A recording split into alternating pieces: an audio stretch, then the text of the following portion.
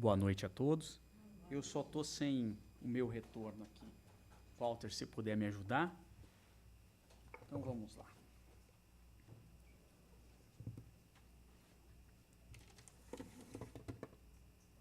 Eu estou sem a tela.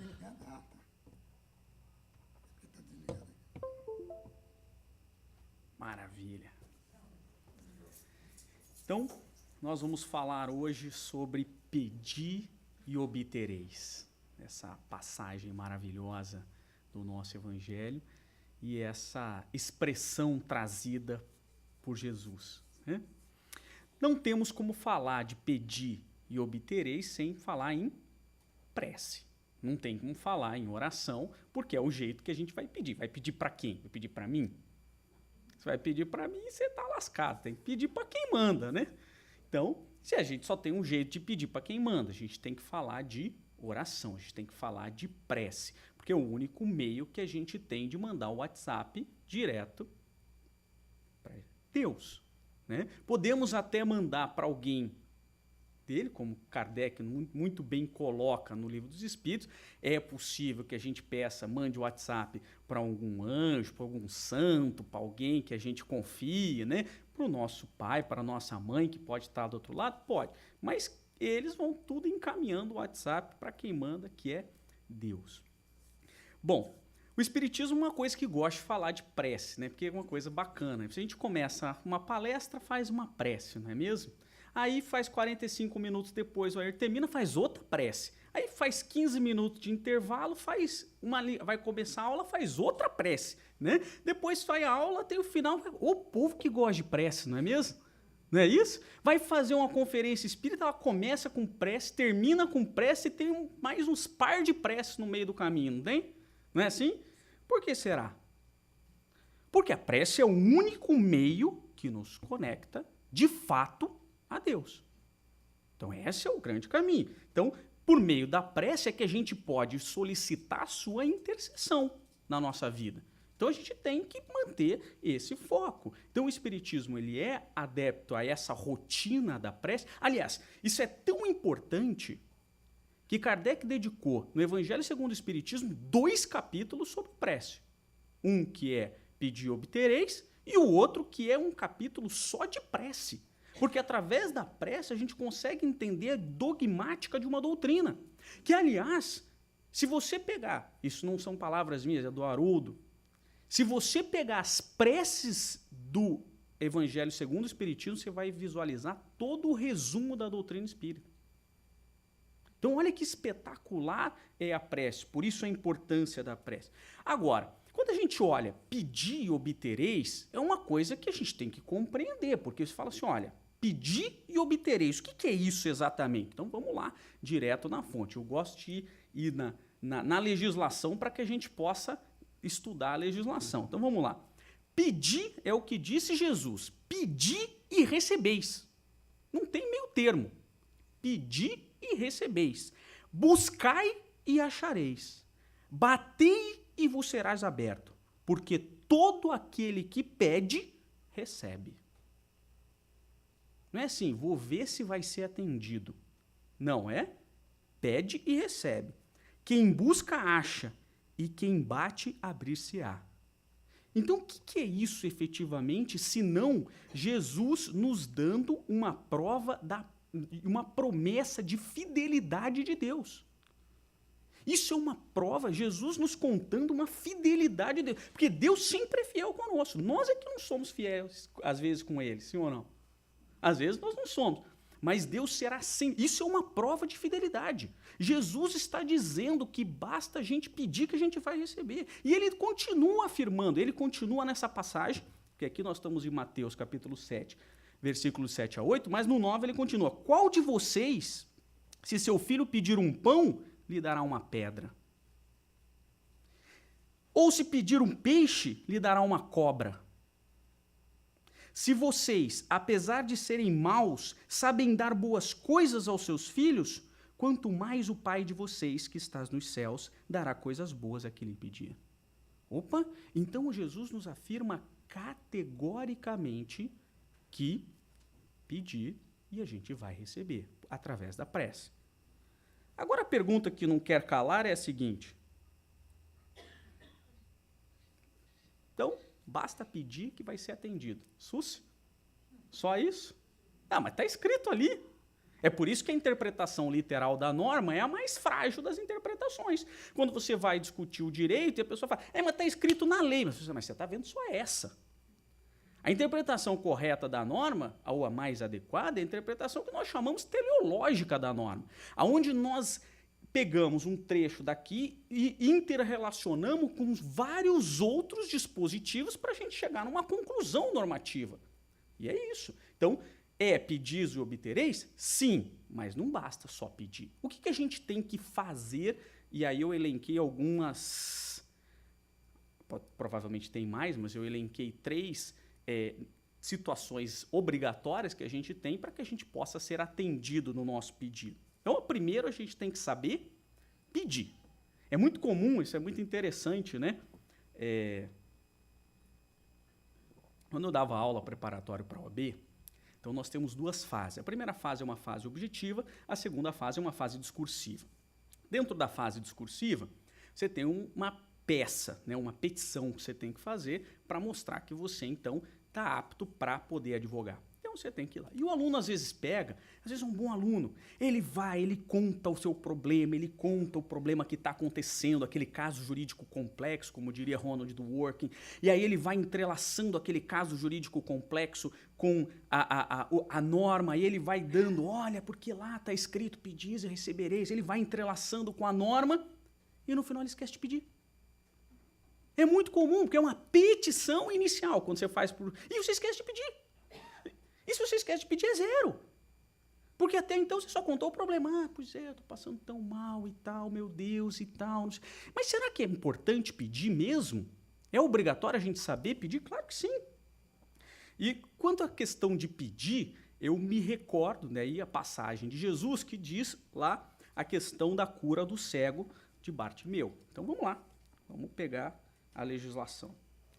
Então, essa passagem é muito importante.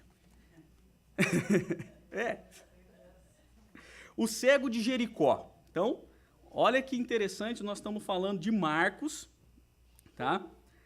Capítulo 10, versículo 46 a 52. Então, olha lá. Dirigem-se a Jericó. Então, o pessoal estava indo a Jericó, e Marcos era uma coisa meio doida, assim, quando você lê o Marcos muito rápido, você não entende muita coisa, porque ele é muito dinâmico, né? Aí, no próximo, saindo de Jericó, você, mas estavam indo, já estão saindo. Ele já fez o que ele tinha que fazer em Jericó e estava saindo.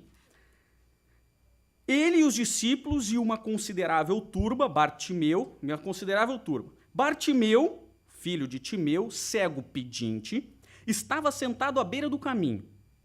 Ao ouvir que era Jesus, o Nazareno, começou a gritar e dizer, Jesus, filho de Davi, tem misericórdia de mim. Muitos o repreendiam para que fizesse silêncio. Ele, porém, gritava mais alto, filho de Davi, tem misericórdia de mim. Jesus, parando, disse, chamai-o. E chamam o cego, dizendo-lhe, anima-te, ergue-te, ele te chama. Ele, lançando fora o seu manto, saltando, foi até Jesus. Em resposta a ele, Jesus disse, o que queres que eu te faça? Olha, ele está perguntando, não, mas eu sou cego, Jesus tem que saber o que eu quero. Não, como assim? Ele podia estar gritando, tem misericórdia de mim, salva o meu cachorrinho. Salva a minha filha que está doente. O meu servo, não teve gente que foi fazer intercessão? Cornélios, o centurião, não foi fazer intercessão pelo seu servo? O que você quer? E aí, ele fala claramente o que ele quer. Veja como o pedido tem que ser muito claro. Ah, mas Deus sabe tudo o que se passa na minha vida. Sabe. Mas você sabe o que você quer? Isso é o autoconhecimento, né? O cego lhe disse, Rabune, meu mestre, que eu volte a ver. O pedido foi claro. Jesus lhe disse, vai, a tua fé te salvou. E imediatamente voltou a ver e o seguia pelo caminho. Agora olha que detalhe interessante disso daqui. Que fé que foi essa do cego? Aonde ele demonstrou essa fé? No momento que ele gritou por Jesus? Não. No momento que Jesus pediu para chamar, que ele fez? Está muito claro no texto. Ele lançando fora o seu manto. O Império Romano era tão organizado que até para você ser... Parece os Estados Unidos, né? Umas coisas assim... Talvez a gente comece a visualizar o que acontece esses povos que vão melhorando e mudando e tal. Bom, mas enfim, isso é uma outra discussão. Eles eram tão organizados que para você pedir esmola você tinha que ter autorização do Império. Então, e como que você recebia a autorização do Império? Recebia o manto, esta capa de pedinte. Esta capa de pedinte te dava... Você não podia ser mendigo, só colocar seu negócio, né? I am homeless e tal. Não, não era assim, não. Lá em Juripoca era assim, você pedia, eles autorizavam você ser mendigo, certo? E aí você podia pedir. A fé dele era tamanha que Jesus ia lhe curar, que ele joga o manto. Porque se Jesus não o curasse, olha o desespero que ele ia voltar cego e sem o manto. Ele ia... Isso era a fé. Aqui é que está dizendo a fé que ele tinha em Jesus. Na hora que ele joga o manto fora, ele tinha certeza que se ele pedisse para Jesus, ele seria atendido. Legal ou não? Legal. Então, essa é a primeira coisa interessante. Mas eu também, além de pedir, você tem que saber pedir. Como que eu peço? Né? Existe um protocolo para que se peça? Eu sempre digo, dentro do direito a gente tem o Código Civil e o Código de Processo Civil. O Código Civil é o direito que você tem. O processo civil é como você obter esse direito. Então é o processo, né? Tem toda uma regulamentação sobre o processo. Mesma coisa do direito penal, tem o Código Penal e o Código de Processo Penal. Como pedir, como processar alguém penalmente? Pode fazer qualquer coisa. Tem isso aqui também? Tem Código de Processo Celestial? Claro que sim. E está aqui. É que está tudo junto no mesmo código, né? E eu elenquei algumas passagens que ele vai dizer. Porque se você não pedir desse jeito, você não vai ser atendido. Você tem que pedir, mas você tem que pedir conforme o processo determina. Vamos lá. Mateus 6, 5, vamos lá. E quando orardes, que não sou eu que estou dizendo, é Jesus, não serei como os hipócritas. Então, esse é o primeiro ponto do Código de Processo Celestial. Que gostam de orar pondo-se de pé nas sinagogas e nas esquinas das ruas largas, para se mostrarem aos homens. Amém. Vos digo que estão recebendo sua recompensa. Tu, porém, quando orares, entra no teu quarto interno, dentro de você, não precisa ser uma clausura, dentro de você, né? E tendo fechado a porta, ora ao teu pai em segredo, e teu pai, que vê no segredo, te recompensará. Orando, porém, não useis de vãs repetições como gentios, pois pensam que com palavreado excessivo serão atendidos. Assim, não vos assemelheis a eles, pois vosso pai sabe do que tendes necessidade antes de pedires a ele. Orai, portanto, assim. E aí ele vai dar a oração dominical. Pai nosso que estás no céu, que é espetacular, não vou fazer agora, porque todos conhecem, mas que, segundo Humberto de Campos nos relata, no livro Boa Nova, capítulo 18, Mateus, que estava ouvindo, anotou de pronto. Está lá escrito. Jesus terminou a oração dominical, Mateus copiou. Então essa a gente tem fidedigma, não foi passagem, ele foi lá e copiou a oração dominical.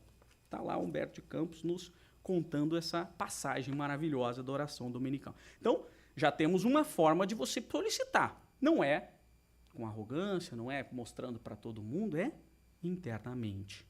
Né? Então, vamos lá, mas tem mais? Tem mais. Em Marcos 11. Olha lá. Versículo 24 a 26. Por isso vos digo que tudo quando orardes e pedirdes, crede que o recebestes, e assim será para vós. E quando estiverdes orando, perdoai se tendes algo contra alguém, para que também vosso Pai que está nos céus vos perdoe das vossas transgressões. Mas se não perdoardes, também vosso Pai que está nos céus não vos perdoará as vossas transgressões. Opa, tem uma outra regra de procedimento para ser atendido. Tem que perdoar. Então, além de você orar na sua necessidade intimamente, você tem que estar livre de qualquer mágoa que você tenha com o teu próximo. Mas tem mais. Lucas 18. Então, vamos lá. Lucas 18 também traz versículo 9 a 14. E contou também esta parábola para alguns que, persuadidos em si mesmos de serem justos, para resumir, era aquele que vai frequentar o mundo de regeneração, para trazendo a doutrina. Então, aqueles que eram justos. Desprezavam os restantes. 2 homens subiram ao templo para orar, um fariseu e o outro publicano. O fariseu, de pé, orava dizendo a si mesmo estas coisas: ó Deus, eu te dou graças porque não sou como os demais homens, exploradores, injustos, adúlteros, nem também como este publicano. Olha que coisa louca. Obrigado, Deus, por eu ser tão bom, tão perfeito. Jejuo 2 vezes por semana, pago o dízimo de tudo quanto adquiro. O publicano, porém, de pé, à distância, não queria nem levantar os olhos para o céu, mas batia no peito, dizendo: ó Deus, tem compaixão de mim, pecador.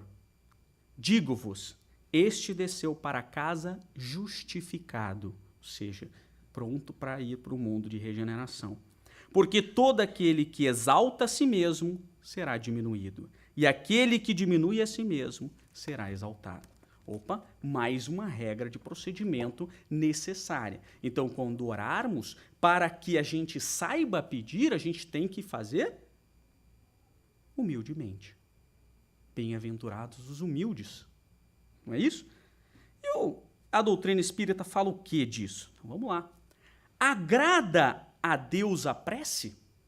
Também é uma regra de procedimento aqui que os espíritos nos trazem, fazendo um resumo do Novo Testamento. Olha lá. A prece é sempre agradável a Deus, quando ditada pelo coração, pois para ele a intenção é tudo.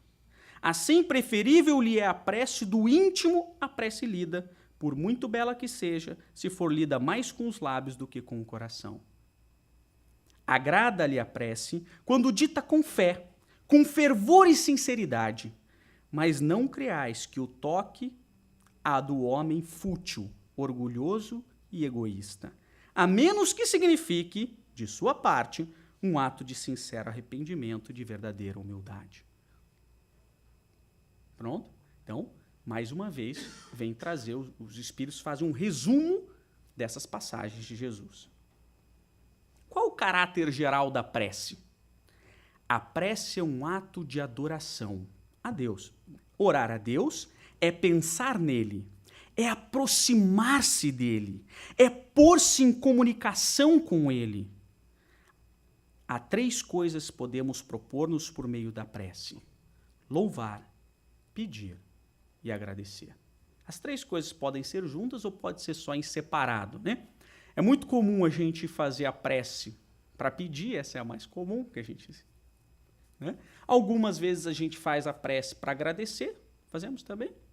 Fazemos. Mas menos comum é a prece de louvor, né? Eu acredito que essa é a menos comum. E o que é a prece de louvor? Muitas vezes é a prece: Pai, que beleza é essa sua natureza que você criou. Que universo espetacular.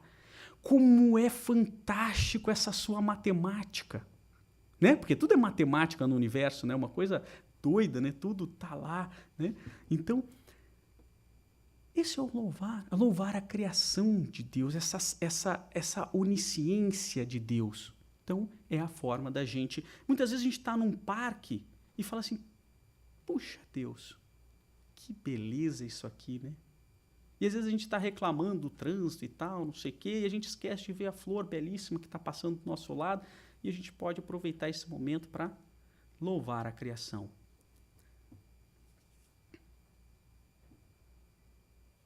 A prece torna melhor o homem? Sim, porquanto aquele que ora com fervor e confiança se faz mais forte contra as tentações do mal e Deus lhe envia bons espíritos para assisti-los. É esse um socorro que jamais se lhe recusa quando pedido com sinceridade. Mais uma regra de procedimento. Pede com sinceridade que vai ser atendido. Quer dizer, tem os outros requisitos também, mas esse aqui. Jamais, dizem os espíritos, jamais. E aí eu pulo um pouquinho, que tem toda uma explicação na sequência. O essencial não é orar muito, mas orar bem. Essas pessoas supõem que todo o mérito está na longura da prece e fecham os olhos para os seus próprios defeitos. Fazem da prece uma ocupação, um emprego do tempo útil. Nunca, porém, um estudo de si mesmas. A ineficácia em tais casos não é do remédio, sim da maneira por que o aplicam. Você está com dor na perna e passa o remédio no braço. Aí não adianta, né? O remédio era bom. Mas existe um outro ponto ainda importante. Não basta só pedir, saber pedir, mas é importante merecer. O merecimento é o terceiro elemento que eu elenquei aqui. Não é condição sine qua non, ou condição sem a qual, que a gente faz a prece e a gente é atendido na prece. É muito importante que haja o merecimento e a necessidade para que a gente seja recepcionado com a graça de Deus. Joia? Pai misericordioso, eu queria tanto ganhar na loteria. Esses 780 milhões de dólares da Powerball, me dá esses 6 números. E aí ele vira, meu filho, são 7 bilhões de pessoas no mundo. 6 bilhões 999 mil e tanto também o querem. Eu só tenho um prêmio, eu tenho que atender um de vocês. Não, quer dizer, esse tipo de oração você fica pedindo. E às vezes você pode ser atendido. E aí pode ser pior para você. Né? Porque nem sempre a gente ser atendido na nossa prece era aquilo que a gente precisava. Muitas vezes a gente está passando por um sofrimento, e aí a brincadeira da loteria é uma, mas a gente não pode esquecer, a gente está passando por um sofrimento, e aí ser livrado desse sofrimento é uma loteria, sim ou não? E às vezes a gente ora, Pai, alivia essa dor que eu... Mas essa dor, às vezes, se aliviar essa dor, é contra aquilo que a gente pediu antes no planejamento reencarnatório. Às vezes a gente precisa passar por essa dor, por essa doença, por esse momento, para que a gente possa expurgar e assim, de fato, evoluir. Então a gente tem que tomar cuidado quando a gente não for atendido na nossa prece, não é só por não merecer, é porque às vezes a gente está sendo atendido num outro merecimento que a gente fez no planejamento reencarnatório. E que dentro da nossa evolução era melhor sofrer. Agora, claro, às vezes pode ser que a gente seja atendido, por quê? Porque quem olha a justiça divina como apenas um senhor sentado de toga, batendo um martelo e falando, você fez tal coisa na vida passada, agora você vai sofrer. E mesmo quando a gente transfere, só dá um verniz nisso e fala que a gente é espírita e chama de lei de ação e reação, eu sofro porque isso é uma reação. A gente desconsidera que existem outras normas dentro do ordenamento jurídico de Deus que é misericórdia. Então, quantas vezes a gente, parcela para mim em 10 encarnações. Não faz? E Deus faz. A gente está naquele sofrimento, você fala assim, Pai misericordioso, divide em 10 vezes sem juros. E Ele faz. Ele fala, vou fazer para você. Essa é a mesma. Porque a gente pode pensar que é simplesmente, eu tenho que sofrer. Não, nós não temos que sofrer. O sofrimento é uma situação quando a gente extrapola a legislação. Mas a gente também pode recuperar. Esse é um outro detalhe importante. Às vezes, quando a gente olha só a lei de reação e a gente tem que passar por uma situação de dor, por exemplo, e a gente está no trabalho do bem. E a nossa prova pode ser suspensa por período indeterminado. A gente pode receber uma moratória. Existem vários recursos no meio do caminho que a prece é a nossa petição, que a gente pode fazer para Deus e a gente ser atendido. Então existem variáveis. Ou às vezes você pode falar, olha, me dá força para continuar aguentando essa dor. Existem vários. Agora, tudo será concedido a partir do momento merecimento e necessidade. Tranquilo? Sim ou não? O que Deus lhe concederá sempre, se ele o pedir, aí já é Kardec dentro do Evangelho segundo o Espiritismo. Se ele o pedir com confiança, é a coragem, a paciência e a resignação. Também lhe concederá os meios de se tirar por si mesmo das dificuldades, mediante ideias que fará que lhe surgiram os bons espíritos, deixando-lhe dessa forma o mérito da ação. Aliás, Kardec, nesse tópico, ele continua dizendo o seguinte, o exemplo que ele dá é que alguém perdido no deserto, passando necessidade, não necessariamente Deus o tira dali, mas intui-lhe através dos bons espíritos para aquele que pede com fé a seguir um caminho. E ele, então, ao seguir aquele caminho por seu esforço próprio, é retirado daquela situação. A intervenção dos espíritos, a ajuda de Deus, mas sempre com a nossa esforço. É isso que vai contar na nossa fé. A prece é uma invocação mediante a qual o homem entra pelo pensamento em comunicação com o ser a quem se dirige. Pode ter por objeto um pedido, um agradecimento ou uma glorificação. Podemos orar por nós mesmos ou por outrem, pelos vivos ou pelos mortos. As preces feitas a Deus escutam-nas os espíritos incumbidos da execução de suas vontades. As que se dirigem aos bons espíritos serão reportadas a Deus.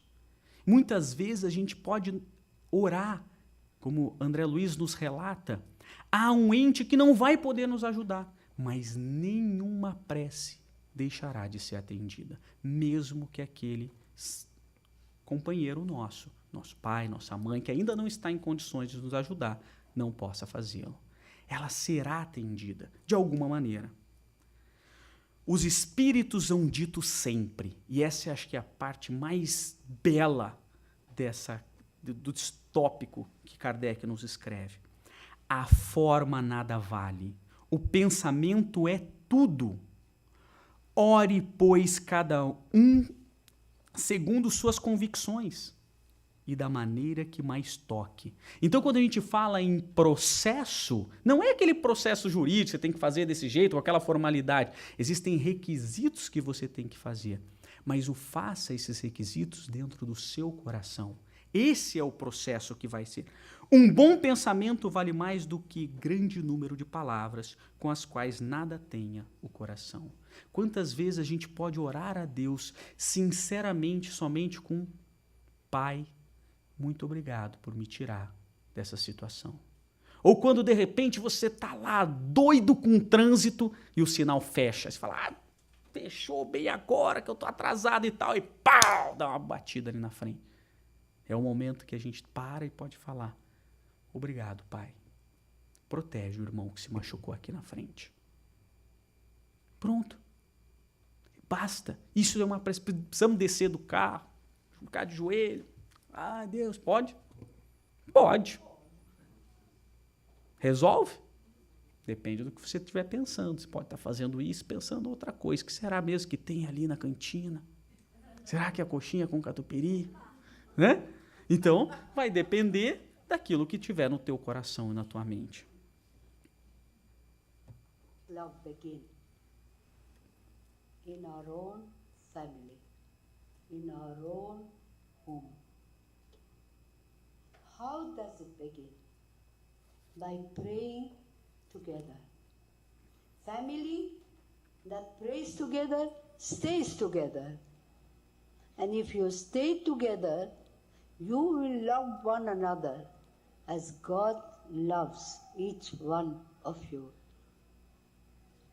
Today, in the world, there's so much suffering because of that want of prayer, of unity in the family.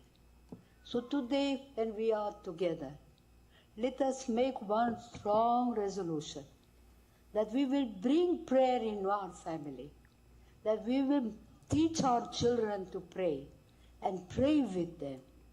And you will see the joy and the love and the peace that will come into your hearts.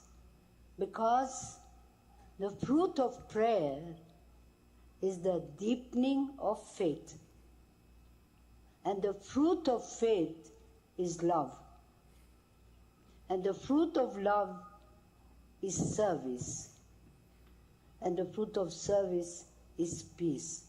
Works of love are works of peace. That is why let us bring the tender love of God in our families. Por isso que ela foi Nobel da Paz, né? Love begin.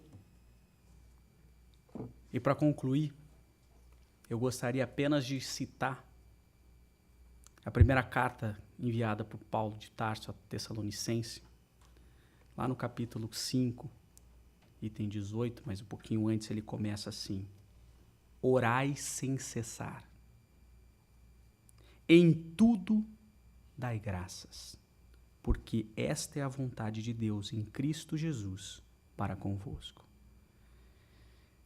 Essas palavras de Paulo, elas são tão profundas, porque muitas vezes a gente tem aquele mau hábito de procurar Deus apenas no sofrimento. Todos nós, eu inclusive. Procurar Deus apenas em sofrimento. E, sobretudo, para nos tirar o sofrimento. Mas Paulo vem dizer para a gente: em tudo dai graça, porque essa é a vontade do Pai. Então, quando orarmos, podemos pedir para aliviar, porque quando temos dor, a dor realmente dói em nós. Isso é filosófico. Sabe qual é a dor mais doída que um ser humano pode sentir? Diz Aristóteles: a sua, porque ninguém pode sentir a dos outros. Então, às vezes, a sua própria dor, mesmo sendo uma unha encravada, pode estar muito mais dolorido do que um tumor cerebral no outro, porque você só sente a unha encravada. Mas nesse momento, dai graças. Podemos dar graças para solicitar retirar essa dor. E talvez não sejamos atendidos. Mas como Kardec nos disse, seremos sempre atendidos quando solicitarmos força, resignação. Uma boa noite a todos.